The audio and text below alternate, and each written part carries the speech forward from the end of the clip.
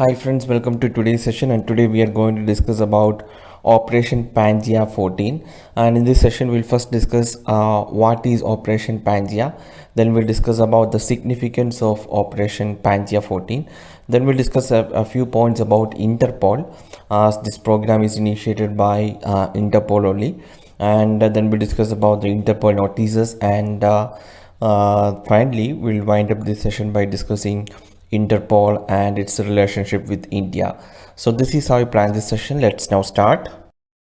So guys, the Operation Pangea 14, this exercise was coordinated by Interpol, and it involves the police, customs and health regulatory authorities of 92 countries against a sale of fake and illicit medicines and medicinal products.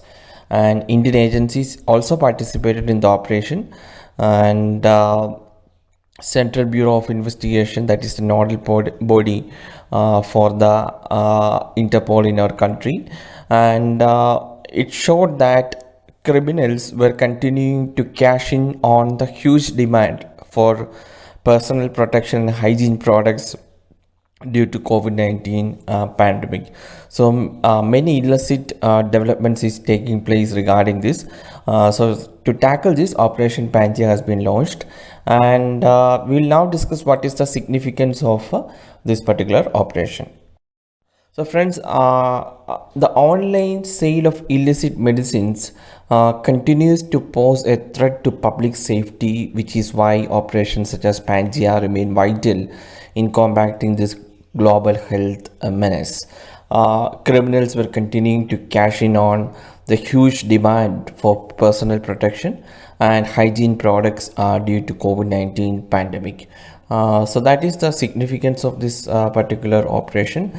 Now we'll discuss a few points about Interpol. Interpol is the world's largest international police organization. It has 194 member countries. It is established in 1923. It enables cross-border police operations and supports and assists all organization, authorities and services whose mission is to prevent or combat international crime. And Interpol has an objective to facilitate international police cooperation, even where diplomatic relations are not present between certain countries. And action is taken within the limits of existing laws in different countries and the spirit of Universal Declaration of Human Rights. Interpol's constitution prohibits any intervention or activities of a political, military, religious or racial character. And if you see the core functions of Interpol, it includes secure global police communication services, operational data services and databases for police, and also it provides operational police support services. And according to Interpol constitution, the organization comprises of a general assembly, a general secretariat, executive committee and national central bureaus. So this is a basic idea about the Interpol. Now we discuss, we know about Interpol notices. We discuss what are those. So friends, Interpol issues different notices. The first one is red notice, that is to seek the location or arrest of a person wanted by judicial jurisdiction or an international tribunal with a view to his or her extradition. Then they issue green notice to warn about a person's criminal activities if that person is considered to be a possible threat to public safety. Then they issue blue notice, that is to locate, identify or obtain information on a person of interest in a criminal investigation. Then they issue yellow notice, that is to locate a missing person or to identify a person unable to identify himself or herself. Then there is black notice to seek information on unidentified bodies. Then they have orange notice to warn of an event, a person, an object or a process representing an imminent threat and danger to persons or property.